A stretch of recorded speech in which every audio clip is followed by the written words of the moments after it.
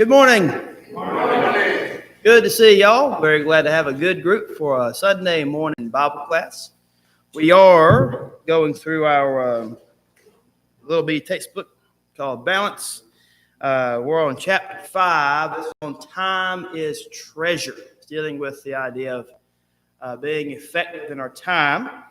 Has anybody ever been to a church where you didn't accept for an hour, hour and a half max, and you were there for longer than that because something was happening? Could be a long-winded preacher, or it could be a song leader doing something, or announcements, or who knows? You know, what you got? Yeah, right. You have to say about it. You said Wednesday.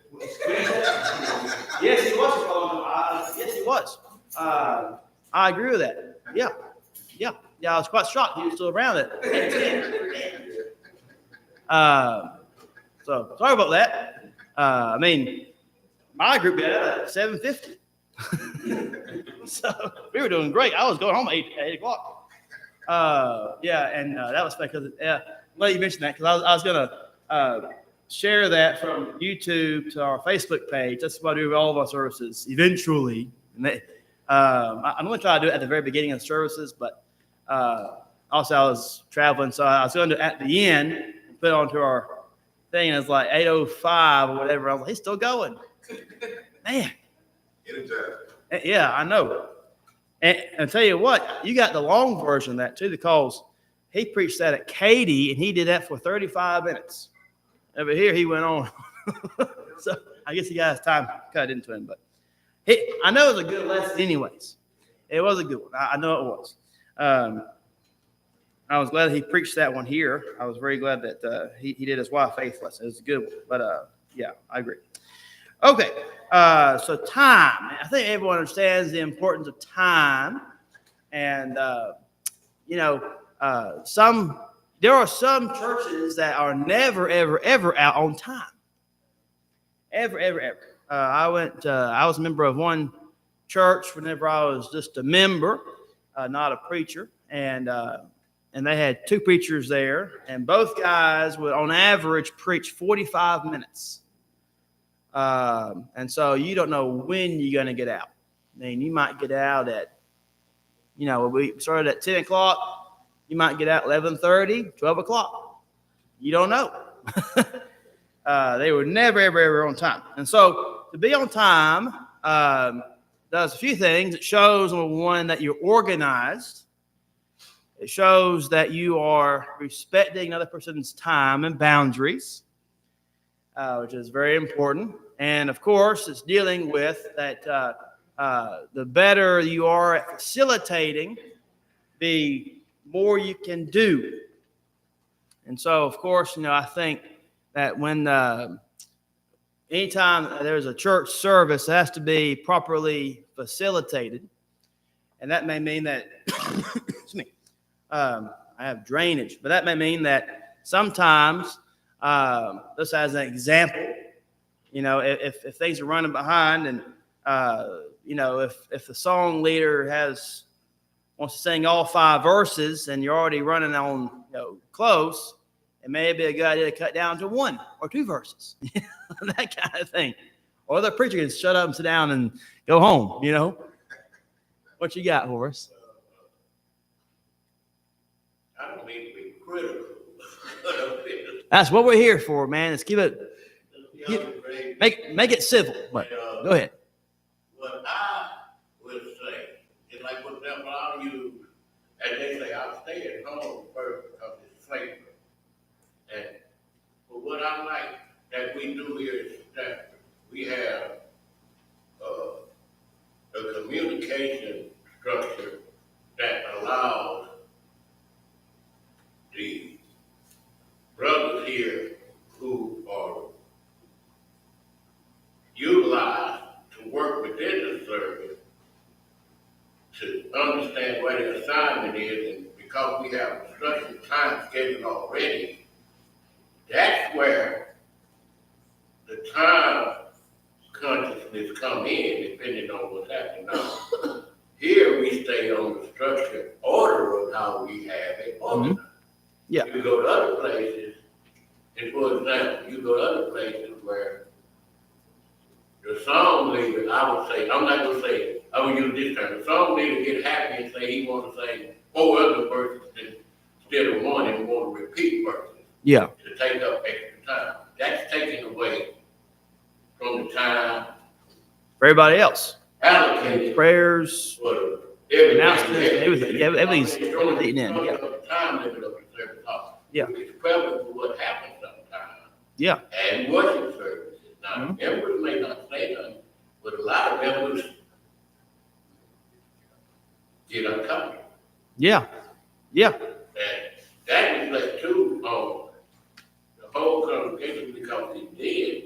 If that person is a visitor, it's going to reflect on what they want to decide to come back to that congregation or anything from their attitude. And see, that's what we got to be careful. We don't even know how members' attitude is about something. We know because they're here, but we still don't know how they are supposed to be a Christian. So we have to stay conscious of that and just try to keep things like we do here, structured where we see how long the service will go. We don't wait past the time limit that we would like to put at. If we go over, it's not to the point where anybody can criticize. Yeah. Yeah. Good. The old elder told me, he said, you just do your work.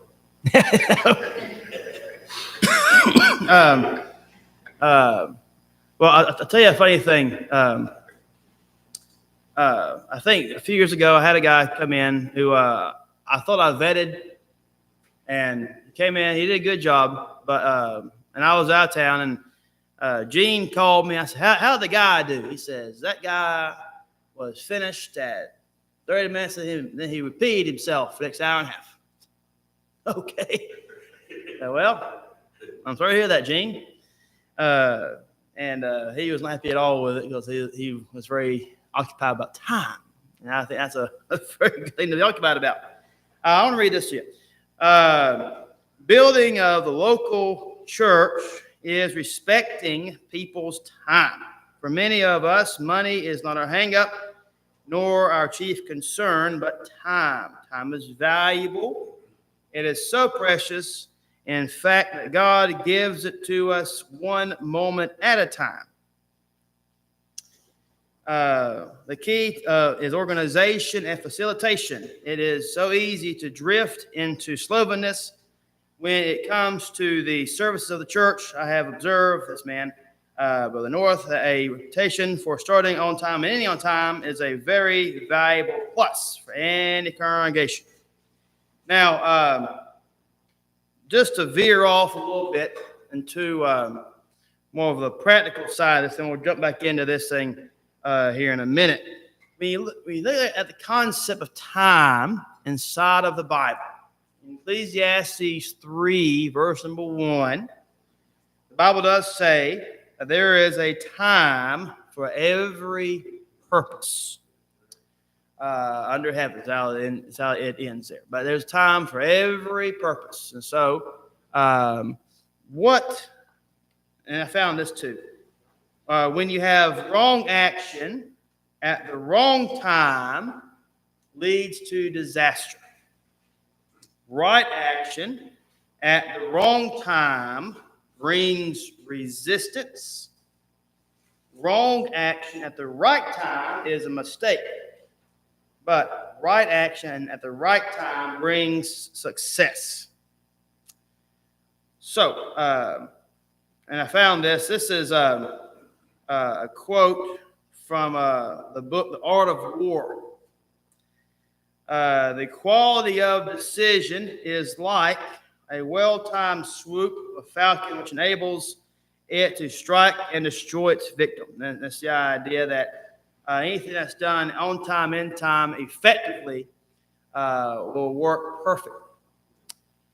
Of course, you have other verses like Ephesians 5, verse 16, where the Bible says that we are to do what with our time? The days are evil.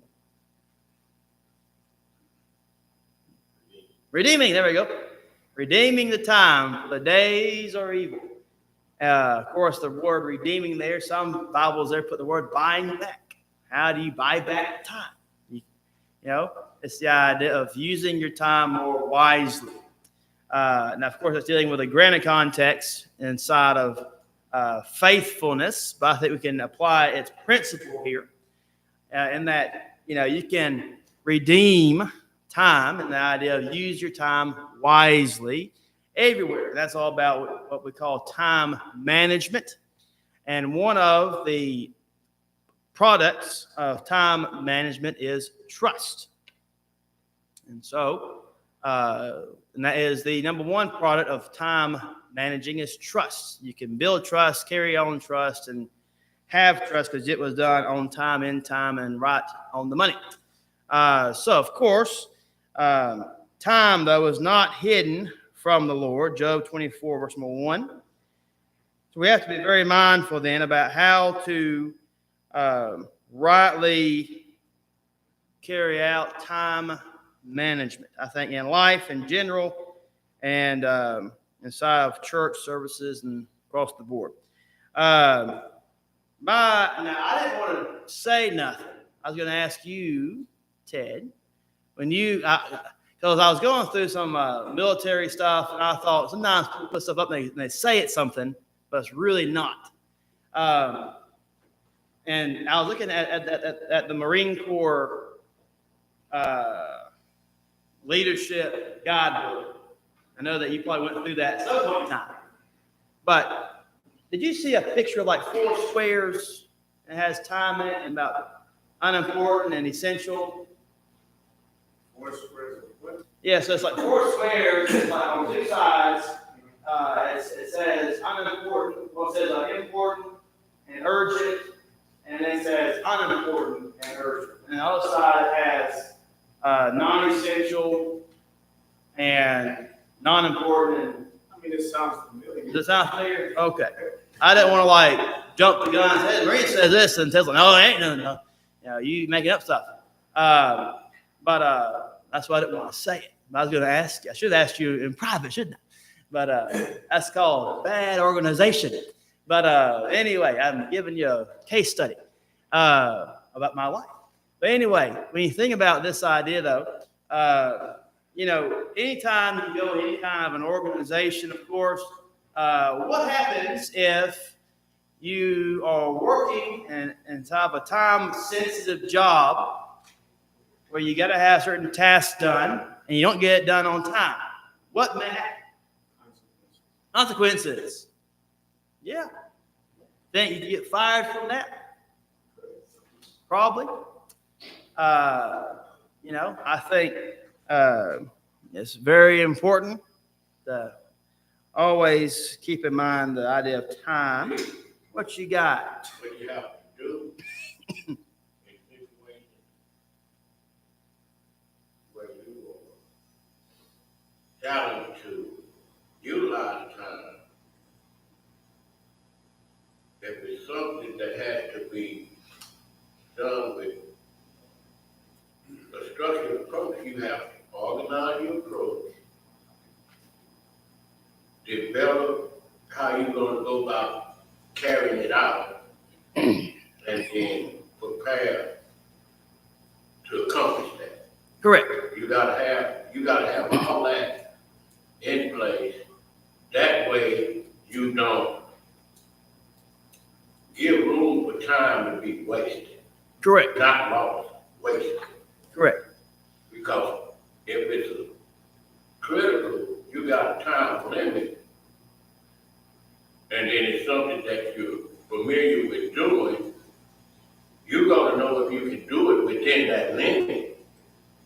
And the only thing that they did, you gotta have everything you have in place to get it done in that limit. Mm-hmm. Yeah, and if someone's a good organizer, they can do that. Yeah, definitely. That's what I'm saying. Yeah. So I'm glad you mentioned that because there's anytime you look up this saying anywhere, you're going to come across an acronym for the word SMART, S-M-A-R-T, and it's how one manages time wisely. Of course, number 1, S is specific. You can't. Yeah, there you go. That's what I thought of you. Measurable. Yep. See? Achievable, realistic, relevant, and time-bound. You agree? I think we want to say that. I know I'm with you, Don. Yeah. For example, in my trailer field, like when I was working at the dealership, we would have service writers who write up the repair tickets. They'll send the car back to the technician, and we'll have to double check what they wrote up to verify if that's actual repair. Now, how they communicate with the customer, we have a consistent book we use, which they used to call flag time, which would give us a manufacturer assessed time on what it takes for the repair man to actually perform that repair. And they charge accordingly to the flag time, the time it takes for us to do the repair. Now, anything past that is on the expertise of the technician. Yeah. Yeah. And so that's very important because you got a time limit you're working on, a time that's expected to be done, and a time that is supposed to be finished. Mm-hmm. Well, and there's a phrase, I don't know if it's just a general phrase, if it's more of a legal phrase. It's called time is of the essence. I know inside of the legal world, that's the idea of when it's out of foster care, when we were fostering children, if a child was taken into care, they would invoke time is of the essence every time. They would say you have to go through for a court, for a judge within 24 hours. If not, then even if they were taken from a very, very harmful place, if they didn't see a judge within that 24 hours, it could lapse the whole case, and then they could go straight back to where they came from. So I know that was a very big thing. So if you got a new kid, even at midnight, I mean, we've got kids at 11, 12, 1 in the morning, and then we got to be in court next day at 9 a.m. So that's when they get them in. Because they want to make sure everything's all kept in order. So I think it's very important about some of the essence thing. That's what you're dealing with the mechanic side. You have to be very about allotments, that kind of thing. What you got, Rick? I have an observation and a question concerning that. All right, including in our time frame for morning worship, we have announcements, we have singing, which is blended throughout. We have a prayer and a scripture. We have preaching. We have the Lord's Supper. Have I covered everything? Yeah, and then one more song and prayer, then you're done. Yeah. Here's the point I want to make. You've got that many people involved in relating their duty. Sure. All right? If the announcements are too long, is it the song leader's responsibility to cut down his song service so that the next guy, the preacher, has time, he can make up, he has his full time.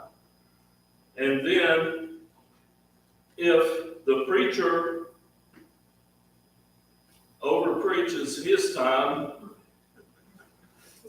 all right, who's going to make that up? The guy who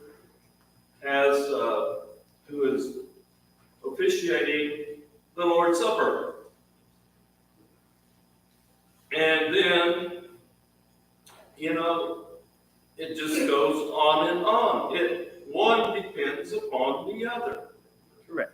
And the natural thing is, if the song leader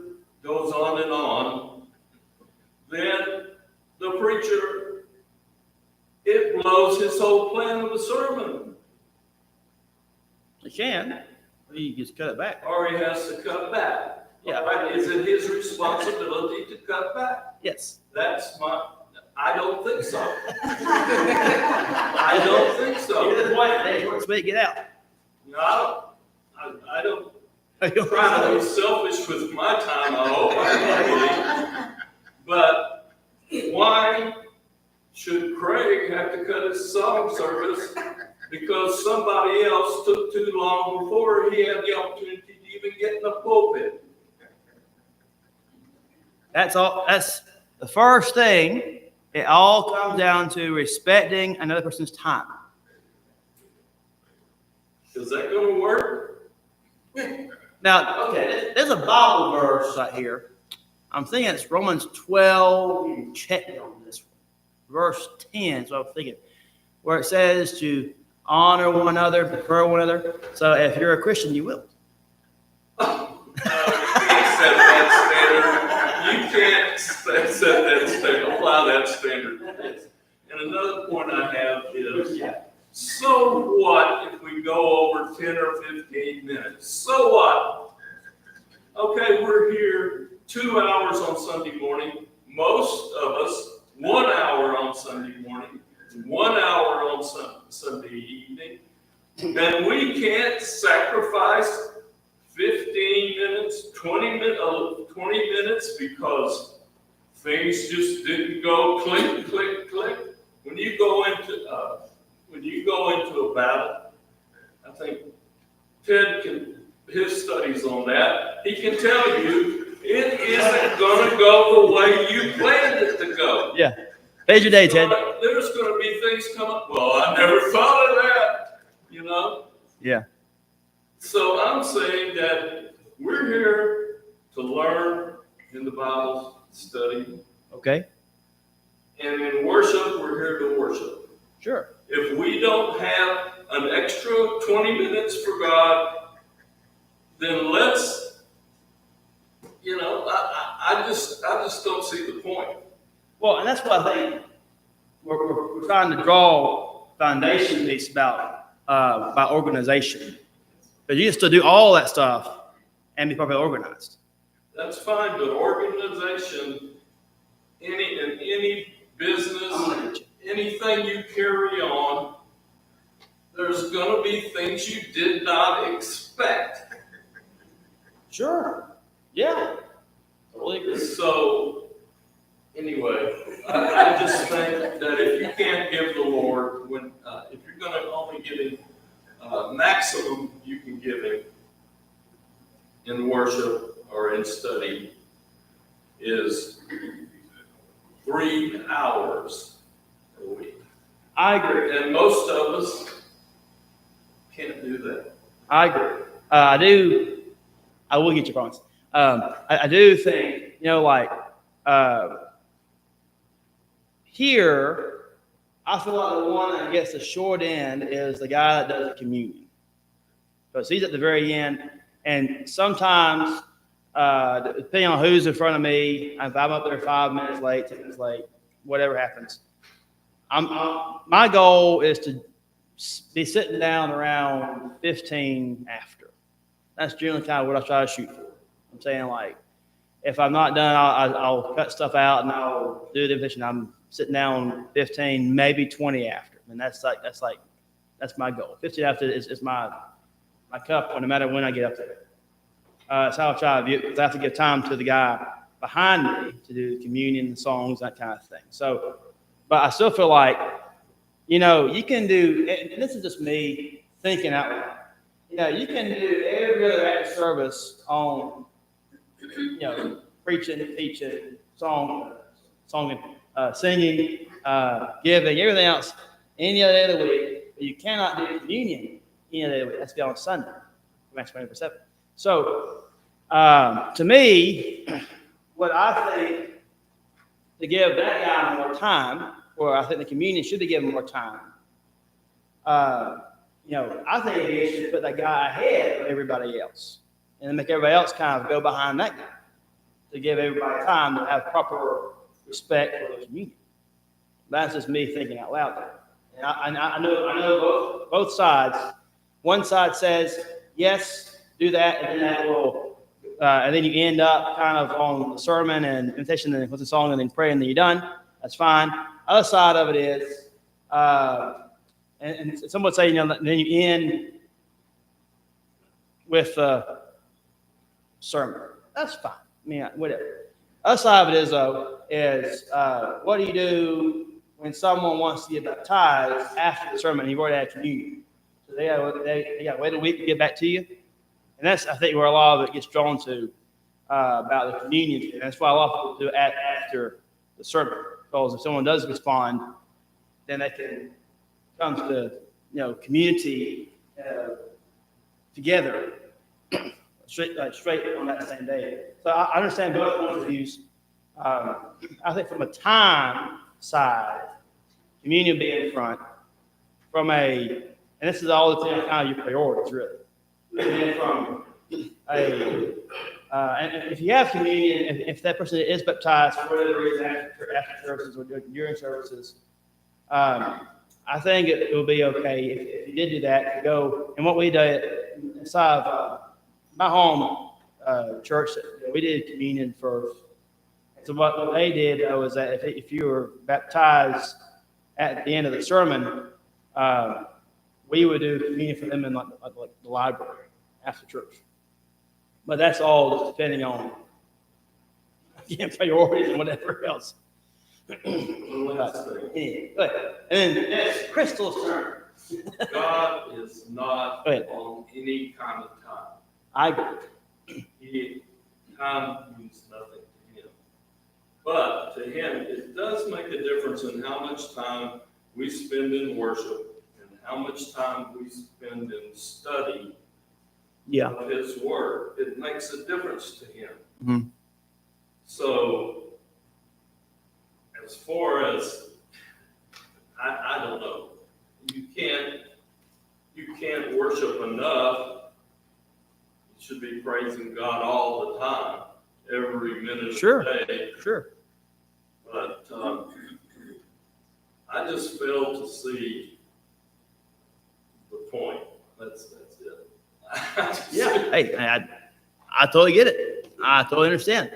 Okay, Crystal, go ahead for us. Somebody else gets in front of you, like me. Also, it's like a lot of the times people come to hope that they have a job. So even the church is supposed to be structured a certain way just so that it can function properly. So there's some sort of law and order that's happening during the service. And I think sometimes what it is that somebody would go to the pulpit, even an announcer, or it even could be a prayer that is just the substance of it doesn't stay with worship. It starts veering off to personal or veering off of talking about something that really doesn't pertain too much on what we're here to do or what any church is here to do. So I think the time and having respect for one another is good, but at the same time, it's just knowing the reason why you're here. So I agree with Rick as far as if we go over 15 minutes or 20 minutes. Or I went to a Baptist church and I was raised in a Pentecostal church. We had Bible study, and Bible study was about an hour and a half to 2 hours long. Then we had an intermission where they had breakfast and everything for everybody. Then they had a main service where the main service was like from 12 o'clock to about 3 o'clock. Right? Oh. Then they had meals, like lunch, dinner kind of meal. And then they had a second portion that lasted like 2 hours long for anybody who needed extra prayer or anybody wanted to be baptized or things like that. These people spent all day on Sunday. And that was Tuesday, Thursday, Friday was youth group, and Sunday. So it's about 4 days out of the week if you admit it, right? And they never discussed as far as time. They never discussed those things, but one thing that I did realize is that they always made sure that whoever was on the pulpit had some sort of substance that pertained to the worship. Right. It wasn't their time to, go into personal announcements with the announcements, and it was kind of like a bullet thing. Yeah. Probably took only maybe 4 minutes, nothing serious, Mm. but everything else was kind of structured in a certain way. I feel when you put too much time is important and it's should be respected, people's time should be respected. Mhm. But overall, if you feel in your spirit that you need to talk or you need to get the message across and it's gonna take 15 to 20 more minutes to do that, you shouldn't have to apologize for that. You shouldn't have to explain yourself for that. You wanna finish what you're trying to say. Mhm. It just so happens that people say, oh, he's taking too long, or he's talking too much, or, oh, I'm ready to go home because I'm hungry. You are free. There's the door. Really? But at the same time, you're supposed to allow for, the men of God to speak. You shouldn't have to feel rushed, and you shouldn't have to feel sorry if the message that you stood there and God was talking to you at that time when you was putting this sermon together, and now you want to get it all out. You shouldn't have to feel like you need to talk fast, like, oh, I'm running over, oh, I'm so sorry. Don't do none of that. That's what the Spirit is telling you to do, so that's what you do. And whoever doesn't feel, that is suitable, then, it is what it is. But I don't, time being respected, yes. Keeping the substance there as far as worship, yes. But if you need to preach a little bit longer, or the guy who's doing the communion feels in his spirit and speak a little bit more about that or whatever, I feel they should do what their spirit feels. Okay. Yeah. Well, I'm very interested in how they did their days. That's very. Yeah. I think that's very good. I mean, more time in the Bible is always a good thing. So that's very interesting. Go ahead. Okay, I'm gonna take it back to when I was young. And I remember going to tent meetings. Oh yeah. Well, it's going for a while. Yeah. Especially if you get like a debate going on and stuff.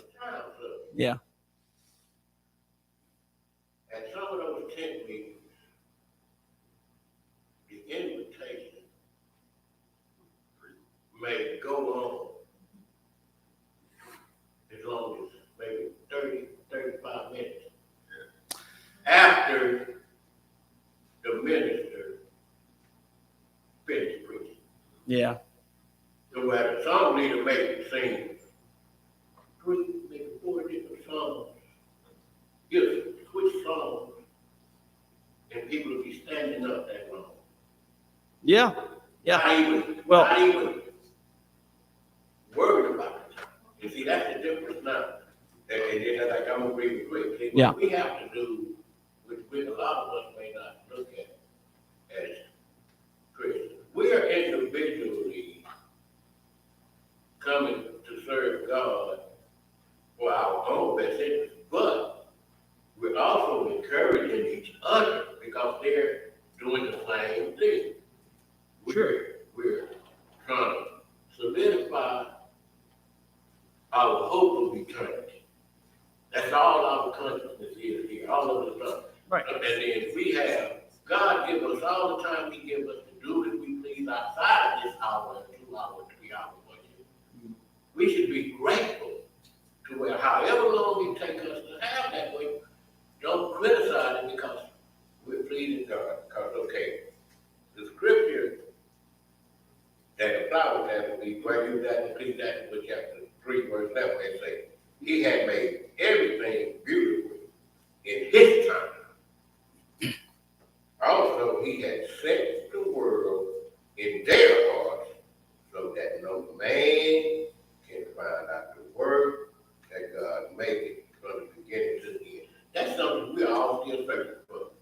We won't see all of God's work till we face Him in eternity. Sure. Hard up. And that's where we are right now. Mhm. And that's what I said. A lot of, I don't criticize because I understand what I'm doing. If the service go 2 hours, I'm good. But you have some people like you say, and just like the sister say, if it's really so pressed, let it go. Leave. See, that's an old preacher saying, been around for years. Now, you might be here, but we won't be here. Coming up. Okay, what you got now? Yeah, and Jim's found two people. Okay, we'll go first. I'll do first. Find out. You got church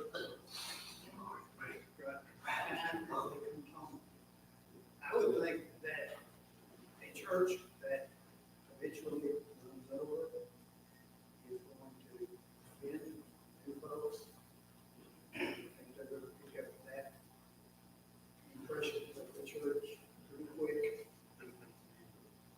Come, if we stay reasonably on time, then what is advertised, so they know when they walk in the door, it's a house or on other house. They're going to wind up with a more positive impression of that church. So I think there is an issue about eventually running over. Sometimes we do it, but it's really not very often. Yeah, I feel like we really get out. Pretty right on time, when we had 1 minute, that was pretty close. Hey, go ahead. Are you done? All right, go ahead. No, it's probably similar along the line of Jim, but we are to do things decently and in order. And the time is the in order part. You have to have some sort of time to do things in order. Now, I'm not in favor of just sticking to the clock. Some churches have almost a choreographed service. Yeah. That the prayer leader is told how long he's to pray, the song leader is told how long he's to sing a song, and boy, you better not violate those rules. So I'm not saying it should be like that, but I'm saying if you're going to do things decently in order, you need to have a structure so that when people come, they have an expectation that if your services are an hour long or whatever, they expect your services to be an hour long or whatever. That applies to if you're going to have new people. And the truth of the matter is, we have to be considerate that I think any good speaker knows that after a while you're going to lose the interest of your audience. And you can preach on for 2 hours, but nobody's listening to you. And and so I think you should use wisdom as far as running over, like we say we run over. I think we should respect each other's time. And yes, I think if the preacher has preached over, it is nothing wrong with the song leader for singing one verse as the closing song rather than all 4 things. Because, and that respects the order and the time of the service. And that has been set. That has been set by the ownership of the leadership or whomever, or even just by tradition. And I think that should be observed. Yes. And I'm glad that you mentioned that. Let me read a few, because we got 5 minutes left. And I'm going to just read some comments. I get to take it. Yeah, it's funny. Let me read these things I've underlined, and I'll sit down. Okay. Kind of goes into what's already been mentioned. Every good service should be planned, organized, because it's not a luxury, but a necessity. Everything should run on time, as I mentioned. There's an old-time preacher named N.B. Hardeman, who told the preacher students that he trained that if you cannot strike oil in 30 minutes, it was the dry hole and to quit boring. And I think his average was about 25, 27 minutes anyway. The Gettysburg Address was mentioned here. And he says in the book, you can know that Abraham Lincoln did not have a PhD degree, because if he had one, it would have taken him 3 books to have said what he did in less than 5 minutes in the Gettysburg Address. Where's Fred? Of course he did. Okay.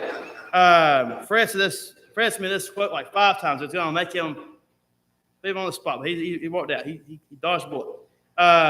You probably heard it. The mind can only absorb what the seat can endure. So I know full well that there's a difference in church services and entertainment. I'm aware of that. Let's go there. Next thing, why does it make a difference? 2 things. Of course, to respect each other's time.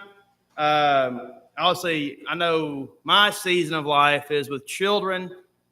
If a parent is working with little kids, especially for a long period of time, to get them to church, you don't hold them hostage while you're at church. Respect the time of the kids and of the young families would be much appreciated because of, obviously the truth of the matter is by not respecting people's time and failing to use common sense and failing to organize our service, we wear our people out until a little handful come back. There you go. And then I think that's all that I had underlined here.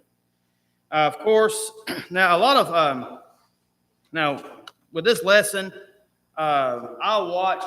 This is an interesting thing. I watched a lot of different groups, but they're all big, massive groups. Okay, across the board, it doesn't matter kind of what you are. If you were big, I watched a service at some point in time this week for this lesson. And what's interesting is they were all on time.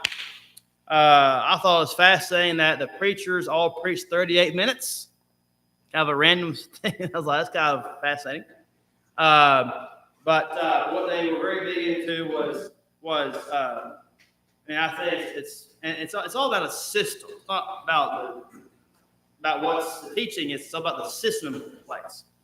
And so I think there's a proper system of what we call flow, where that means, of course, whenever, and I think one thing that we lose time in is knowing your job when you have a job to do. That's a big one. We've all had the time when someone forgot that they had something, and we're looking around, who's doing what, where are they at? I'll get up there and do it too, whatever. And so I think that's one of the things, though, is always be very aware of what your job is. Get in as quick as you can. Don't make everybody wait for you. We're not trying to wait for Christmas to get here before you do. Keep transitions short, all that means. And across the board, everyone should be ready to go straight away, and then that way actually saves you time to do more stuff. But if we wait between each transition, like a minute, well, you've just wasted essentially 10 minutes of your time. So we want to be sure to keep all that moving forward. Keep it simple. Don't try to elaborate. Again, I think kind of what you were saying about you got a job, that's your job. In the book, he makes mention about song leaders being frustrated preachers giving a whole devotional about each song that they sang. We don't have the problem here. Not really. The occasional thing is, I think, okay, but generally we don't have the problem here. But that's really, and my thing is, we got a clock that's visible. And another thing he makes comment about, which I'm going to end on this, is anytime that we introduce new songs, do it with great care and clarity and avoid disrupting the flow of worship. Not normally a good idea to do a new song nobody knows you can carry on, make it have a good flow of worship. Doing that like every Sunday. I think we do pretty good about keeping all that stuff under wraps here. Okay, I'm going to stop. And so I think next week we'll go into, I need to make sure I won't tell you. This will be a good one. But anyway, I appreciate y'all sitting here and giving me all kinds of stuff. Great. Appreciate it. And we'll have work here in a few minutes. Thank you very much.